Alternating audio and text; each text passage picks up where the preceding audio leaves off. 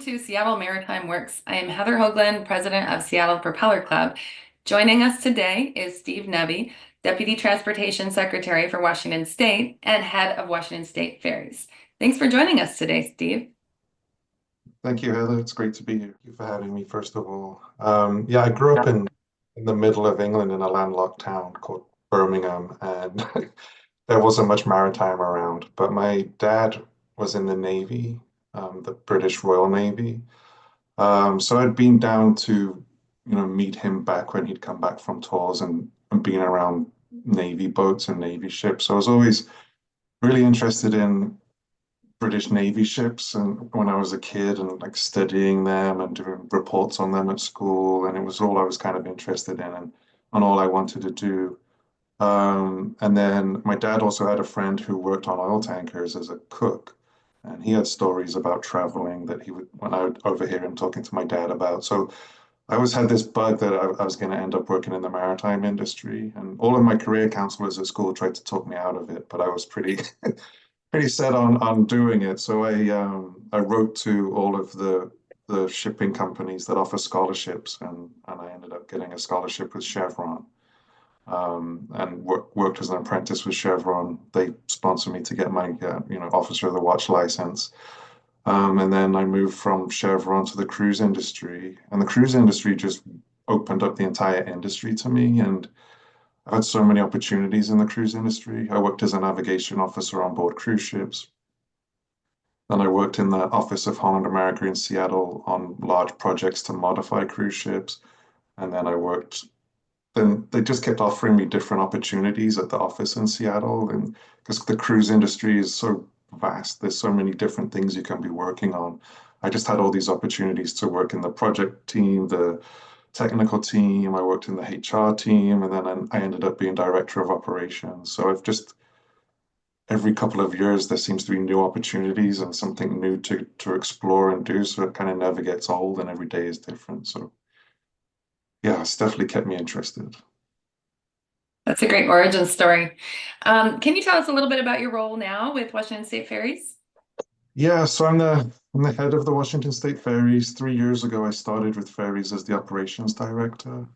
So I was, in charge of the operations of all 21 vessels and all 20 terminals and all of the women and men who work on them.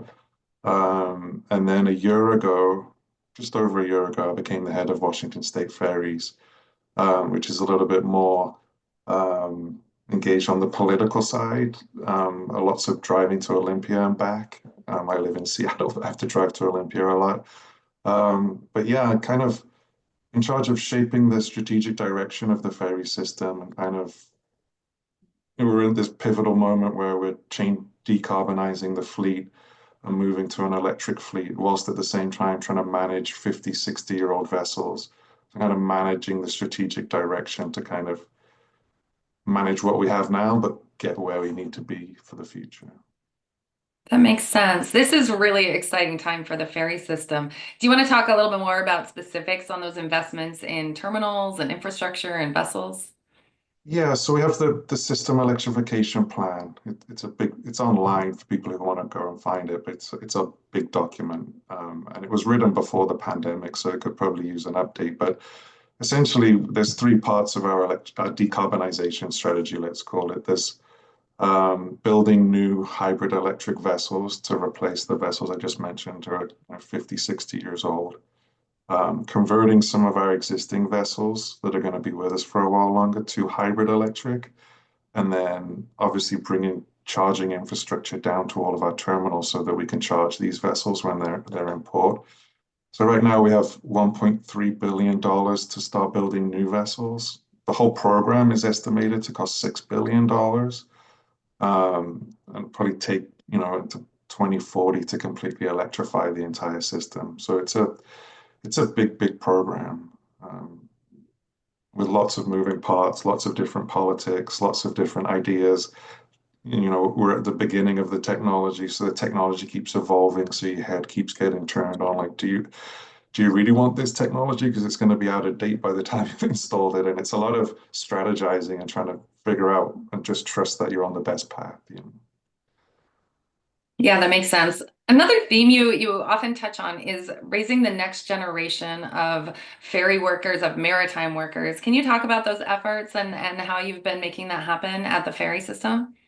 Yeah, I mean, when I started, I think I started just a year into the pandemic. And I had no idea how big the challenge was for the ferry system of how many people they were short. And so I came into the system. I quickly realized this is the biggest problem as operations director I have. I don't have enough captains. I need to figure out why and I don't know where to get captains from. Going out into the fleet to talk to people, listening to the unions that we work with, listening to office staff at ferries, the operations staff. I learned pretty quickly that traditionally we just relied on mariners coming into the system from the street with no maritime background and then working their way up to captain, which is admirable, right? They call it horse piping. But at every step along the way, where they need to take time off and pay for training, they have to take that time off pay and pay for that training themselves, which is tens of thousands of dollars, right? And I was talking to ABs and mainly ABs, all of whom had the required sea time, but they were like, I'm a single mom. I can't take 4 months off to go to my tax and spend $20,000 to get my mate certificate. I'm a working dad. I support, 5 kids. I can't do this. So I quickly realized that if we don't have a support system to get people into those positions, we're not going to solve this problem. We were averaging, 4 to 6 new mates a year, and we need something like 120 over the next 5 years to keep up with retirements. So, at the time, Governor Ensley and the legislature were really supportive. They were like, oh, tell us what you need. And I asked for $12 million to start up programs that would fully fund people to do the training they needed to do. So this is on the deck side. So that we fully funded ABs that had the amount of seat time they needed. We fully funded them to go to MyTags, paid for the training. They get paid their AB wage while they're there to get their mate's license. And then once they get their mate's license, after that, people were trying to get pilotage on their own time and their own dime, the Puget Sound pilotage. They were having to take time off or work their 40-hour plus work week and then do ride pilotage. Now, pilotage is their full-time job when they graduate and they're ready. They just go into our pilotage program. They get paid second mate's wages. I think it's $1 less than a second mate's wages to spend as much time as they need to get piloted. So we really support that whole career path. And then we started a program that we call the Zero to Mate Scholarships, which is a fully funded scholarship to go basically with zero experience into the MyTags program, where in 2.5 years you can graduate with your mate's license. So all those three programs have been fully funded and is really helping to solve the problem. Now we're averaging, between 30 and 40 new mates a year, which is where we need to be instead of the 4 to 6 where we were, which just wasn't going to solve the problem. Is convincing people that we need to make that investment in people, because a lot of people are like, well, what if you make that investment and then they leave and go and take their qualifications somewhere else? And so, well, that will only benefit the industry, right? And my experience working for Chevron and Holland America and a couple of other different maritime organizations was that's the cost of doing business. You have to pay for your people to get those qualifications. And if some of them leave, that's part of it, right? You just have to accept that. And I think once people started to realize that, there was a lot more buy-in. And now those programs are, baked in and fully funded, and we don't have to worry about them, touch wood. Even with the budget constraints the state has this biennium, all those programs are still fully funded to continue because everyone knows that if we stop funding them, we'll be back in the same circumstances we were before. Well, congratulations. What a huge accomplishment. And you've got the numbers to prove it. So that's Yeah. amazing. We've heard that the ferry system is a national leader in environmental sustainability. Can you talk a little bit more about those efforts? Um, yeah, that's not really my area of expertise, but I can I can go into it in at a high clip. We, as well as, our commitment to decarbonize the fleet, which I already talked about. We're Green Marine certified. Green Marine is like the gold standard in certifying that your vessels meet certain environmental standards. I think we were the first US ferry operator to be a part of Green Marine, and we have ferry staff on Green Marine working groups. I'm on the Green Marine board of directors, so we're very active in Green Marine. Um, you know, we made an organizational commitment to sustainability. We created a chief sustainability officer and the Office of Sustainability. Just to make clear, this is an important position. It's important to us that we're a sustainable and environmentally sound organization.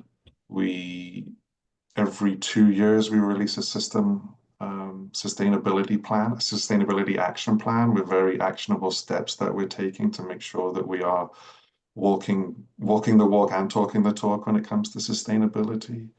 Um, we've removed over 14,000 tons of creosote from Puget Sound as part of our commitment to the environment. When we replace our docks, we make sure that we replace the docks with environmentally friendly materials now that wasn't really considered in the past. We're very engaged in the southern resident killer whale recovery programs and the reporting systems. We do a lot of work around preventing stormwater from entering the water around our terminals.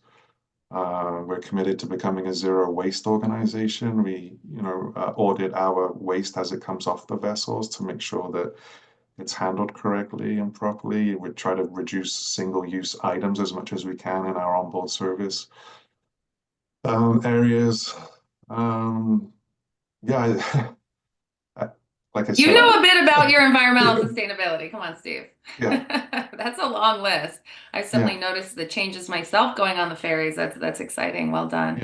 yeah. Are there any other top priority initiatives that we haven't talked about that you're focusing on these days?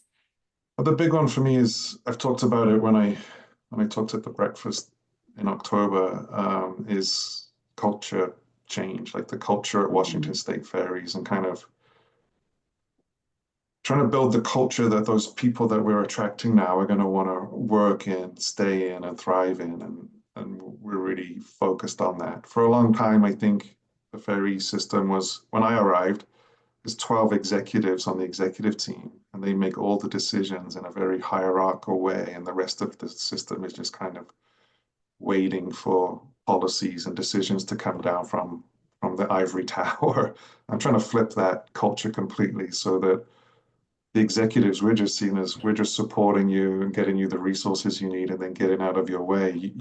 You guys are running the system and making the decisions. And um, I'm seeing a lot of progress in our efforts to change the culture, but there's still a long way to go. So that's my biggest priority. Great stuff. You clearly are very passionate about maritime industry and ferries. And can you talk a little bit about where that passion comes from? Yeah, like I said in the beginning, mainly from growing up around my father's Royal Navy career. The passion for the ferry system, I moved to this region in 2008, and I was always kind of curious about the ferries. I took ferry trips, and I was like, who's running these? What's going on? Where are they operated? Like you just start like asking like how.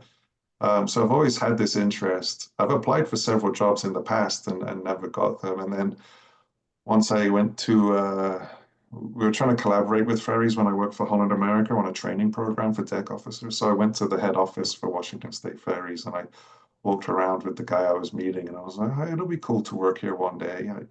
I hope that happens. And now I'm the head of the whole place, which is, it's Hmm. mind blowing, right? Like to get this position, it really is kind of the honor of a lifetime. Like Hmm. this is what I've been working towards my whole career, to get to a position like this and to lead the largest ferry system in the United States, to lead such an iconic organization. Everywhere you go, whenever we're in like a tourist area and we go in a gift shop, my wife pulls up something that's got a ferry on it and go, oh, look, here are the ferries. So it's iconic, it's everywhere. And Hmm. um, yeah, I enjoy the challenge. There's the challenge of setting it, like I said, the challenge of trying to keep the 50 and 60-year-old boats running while at the same time building the boats that are going to operate for the next 60 years. It's a huge challenge, but it's an exciting challenge, and it's great to be a part of.